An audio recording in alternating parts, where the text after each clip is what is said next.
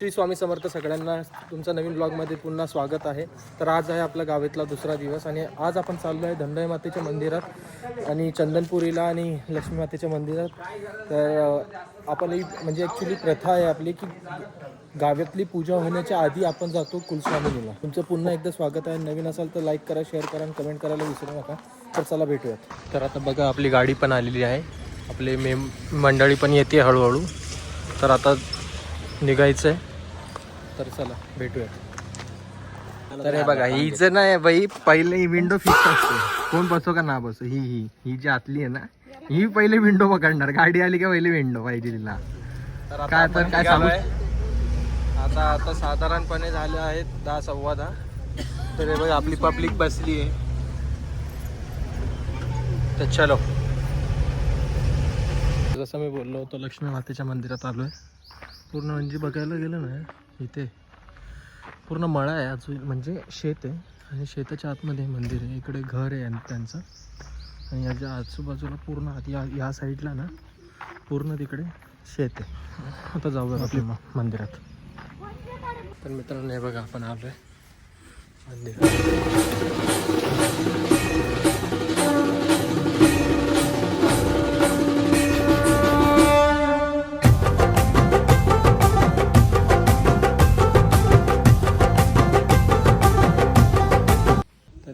दर्शन झालंय, आता निघालं. आरती वगैरे झाली, छान वाटलं. म्हणजे ॲक्च्युली या मंदिरात ना आम्ही 4 ते 5 वर्षानंतर आलो आहे. हे बघा, चल भेटूया आता पुढच्या स्पॉटवरती. तर चला. तर मित्रांनो आता आलो आहे चंदनपुरीला. हे बघा,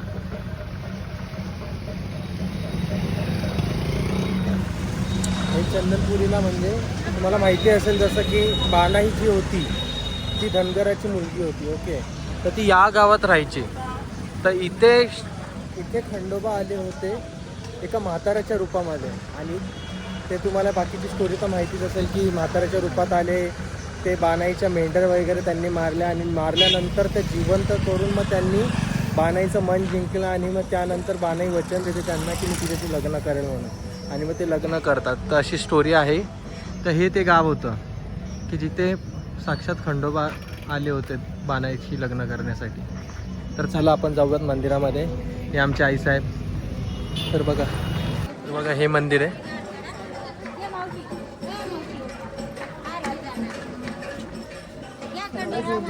हे बघा, आणि इथे मंदिराचं काम चालू आहे.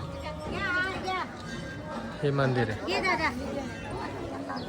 तर बघू आतमध्ये जाऊन कसं होतं दर्शन. अरे बघा हे मंदिर आहे आपले. बघा हे मंदिर आहे. आता आतमध्ये जायचं आहे. आतमध्ये तुम्हाला दर्शन दाखवतो तुम्ही. मित्रांनो हे बघा हेच मंदिर.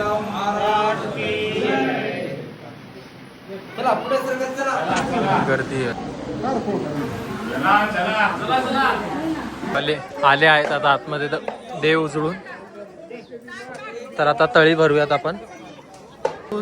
जेजुरीचा जेराटा, गाळबाजे नगारा, सोन्याची जेजुरी, मोत्याचा तुरा, कंठी चौगळा, बेंबी हिरा, पाव येळकोट येळकोट. जय मल्हार.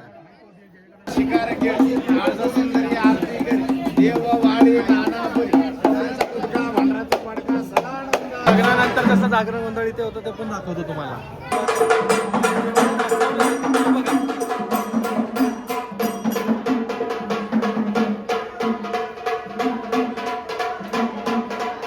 मित्रांनो आता आम्ही निघालो आहे.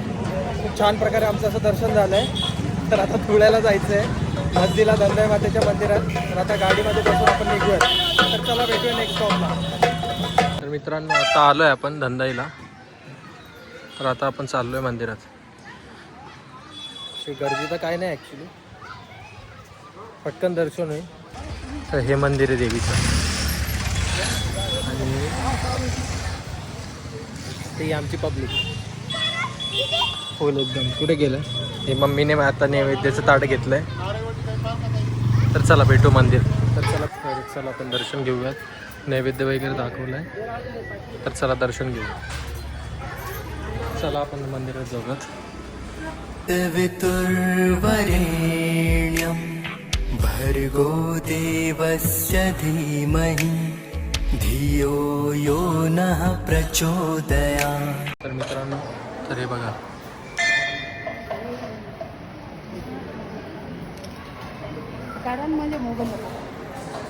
हे बघा दर्शन दाखवतो तुम्हाला.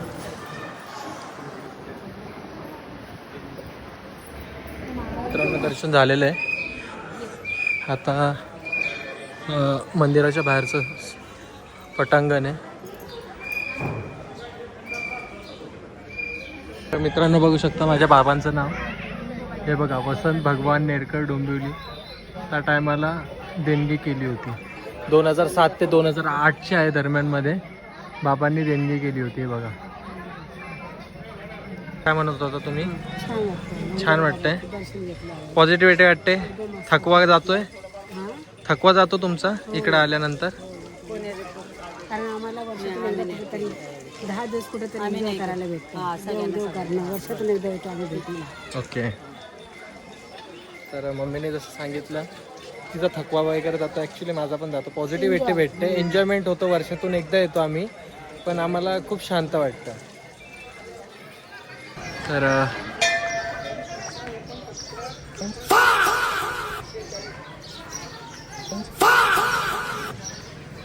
दोघी बहिणी बघा, फुल मिस्त्री लावतात. हे बघा, दिसते एकदम की तेव्हा तुझी मम्मी किती छान आहे. तुझी मम्मी किती छान आहे. आणि हे बघा, एनर्जी बाई, काय जेवण नसलं चालेल, पण मिस्त्री पाहिजे. मिस्त्री इज मॅन्डेटरी बाई, बाकी काय नाही राहिलं तरी चालेल. मित्रांनो, हे बघा, हे एक मंदिर आहे ते बांधलेलं. हे छोटंसं गाव आहे, या मंदिरात बांधलं होतं. अरे बघा, हे मंदिर आहे जे जुन्या काळामध्ये कसं होतं की या नेरकर लोकांना ना धंदाईचं मेन जे मंदिर आहे, आपण ज्या इथे गेलो होतो त्या मंदिरात येऊ नाही द्यायचे, म्हणून हे मंदिर बांधलं होतं. हे बघा, जेणेकरून लोकांना दर्शन भेटेल, तर हे मंदिर बांधलं होतं गावकऱ्यांनी. शेंदूर गावत आहे.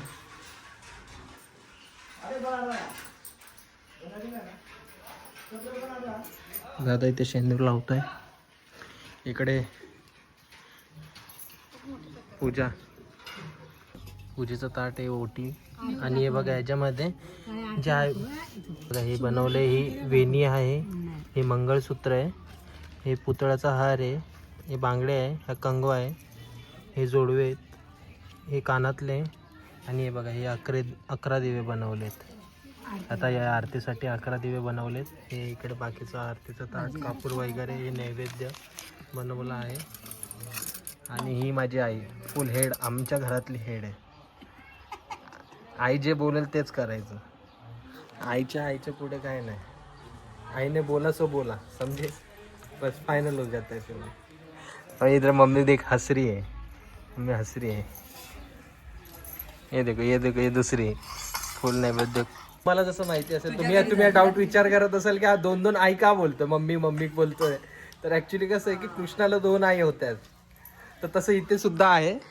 ही माझी जन्म देणारी आई आहे, आणि ही दुसरी आई आहे जी मला सांभाळते. ही दुसरी आई आहे. म्हणजे मम्मी जेव्हा कामाला जायची ना माझी, तेव्हा माझी मावशी सांभाळायची मला. दादा बघा, फुल एकदम झलकते हुए मंदिर पे चढ़ गया है ध्वज लगाने के लिए. इस प्रकार झेंडा लगाया है. मित्रांनो, एक शेवटचं दर्शन तुम्हाला दाखवतो. हे बघा, पूर्ण पूजा पण झाली, आरती पण झाली आपली. हे 11 दिव्याला इकडे लावलेत, नैवेद्य दाखवलाय इकडे. आणि आता आपल्याला निघायचं आहे, चाळीसगावला जायचं आहे. तर चला भेटूयात. तर मित्रांनो, ज्या आम्ही गावात आलो ना आता, ते गाव आहे नाणे म्हणून एक गाव आहे. ओके, जे माझ्या आजोबांचं मूळ गाव आहे.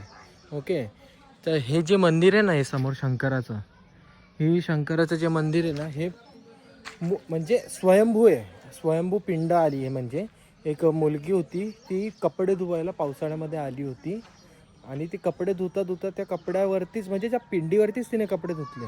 आणि नंतर जेव्हा पाणी जेव्हा कमी झाल्यानंतर त्यानंतर तिने जेव्हा बघितलं ना तर ती पिंड होती. मग शेवटी मग इकडच्या गावातल्या लोकांनी काय केलं की इकडे ते महादेवांचं मंदिर बांधलं. तर मी चला आता तुम्हाला ते दाखवतो. तर आमची मंडळी पण आहे, तर ती आता चाललीत आता मंदिरात. तर आपण पण जाऊयात आणि तुम्हाला तिकडच्या पिंडीचं दर्शनसुद्धा दाखवतो. तर चला बघू. तर या गावामध्ये ना विहीरच नव्हती त्या टायमाला ना. ही पूर्ण जी दिसते का, ही जी नदी आहे पूर्ण. आणि मी जसं मी तुम्हाला बोललो की इकडे म्हणजे इकडे या ज्या पोर्शनमध्ये ना इकडे मुलगी कपडे धुत होती आणि त्या म्हणजे पाणी होतं ते इकडे कपडे धुत होती. तर मग इकडेच कपडे धुताना तिला म्हणजे तिने कपडे धुतले आणि तेव्हा ती जी पिंड होती ना ती वरती आली. आणि मग हेच ते मंदिर आहे. तुम्हाला दाखवतो. तुम्हाला दाखवतो. थांबा तुम्हाला दाखवतो पिंड.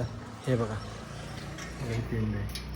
फुलं घेतल्या का दोन फुलाचा ना. तर हे बघा ही पिंड आहे. तुम्हाला असं वाटतं की काय दगड आहे का काय, पूर्ण हे जे म्हणजे दगड सारखं दिसतंय पण ही खरं बघायला गेलं तर ही पिंड आहे. हे बघा शेप बघा, हा जो लाईनीचा शेप आहे दिसतोय का, ही पूर्ण.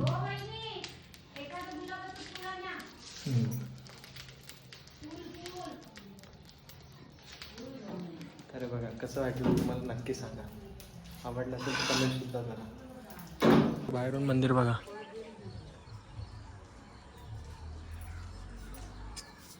तर मित्रांनो आम्ही आलोय. आमचा दादा नेहमी प्रकारे आमचं शिंदोर लावायचं काम करतोय. हे आमचे काय बोलतात वीर आहेत, ज्यांना वीर म्हणजे आमचे वाडवडील.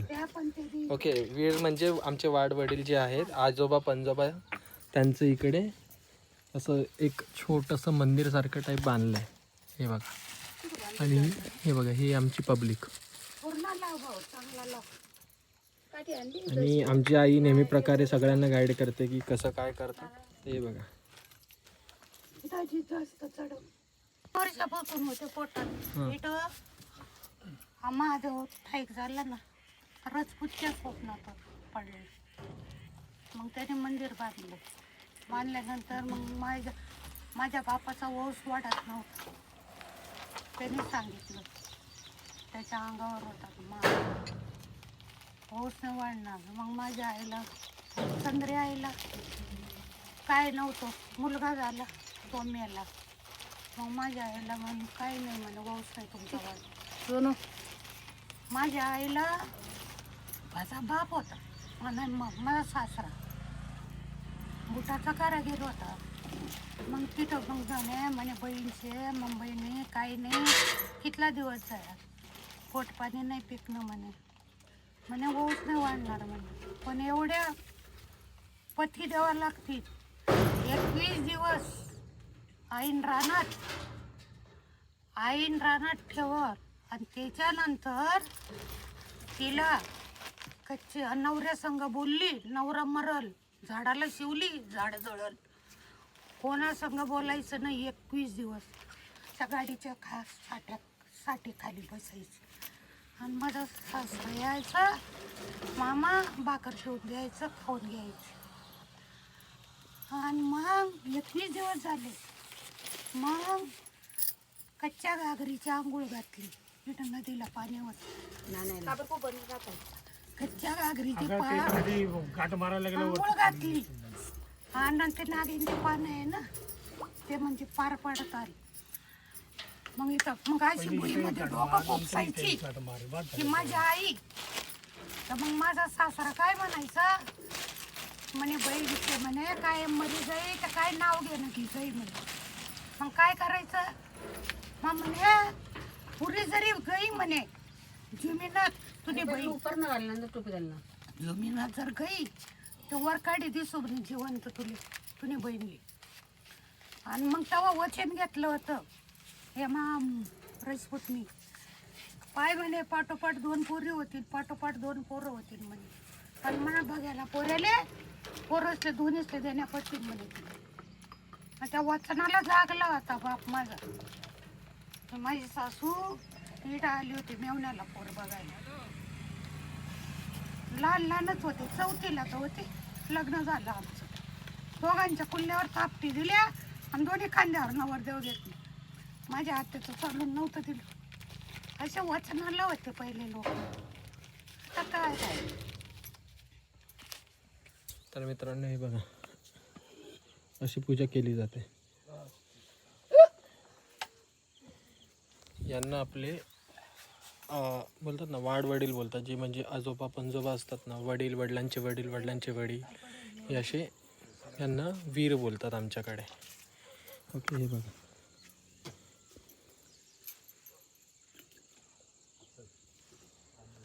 ॲक्च्युली यांना असं म्हणतात की देवाला पूजलं नाही तरी चालेल, पण यांना पूजणं गरजेचं आहे. मित्रांनो आता मी चहा प्यायला बसलोय. पावा डुबवलेला, सॉरी बेसन पीठ मध्ये डुबवलेला पाव, त्याला पाव वडा बोलतात. म्हणजे आपल्या इकडे कसं की वडापाव भेटतो, पण इकडे तसं नाहीये. पावामध्ये बटाट्याची भाजी म्हणजे ती नसते, ती बाहेरून खायला भेटते. हे बघा. आणि आम्हाला चहा. हे बघा, चहा तर मॅन्डेटरी आहे. ओके, तर इकडे आम्ही बसलो चहा प्यायला आलोय. तर मग इकडे आलो होतो चहा प्यायला. खूप थकलोय. चहा इज मॅन्डेटरी होता. मग पुढे बसून झोप येत होते, कारण की माझे मामा माझ्या बाजूला बसले होते आणि ते डुलक्या घेत होते. तर ती वाईफ मला पण येत. माझा भाचा रडत होता. बिचारा बोलतो की मामा घ्यायलाय. हा. 2 hours later. तर आता मित्रांनो आपण आलोय घरी. सगळे चहा वगैरे पित आहेत, सगळे थकले आहेत.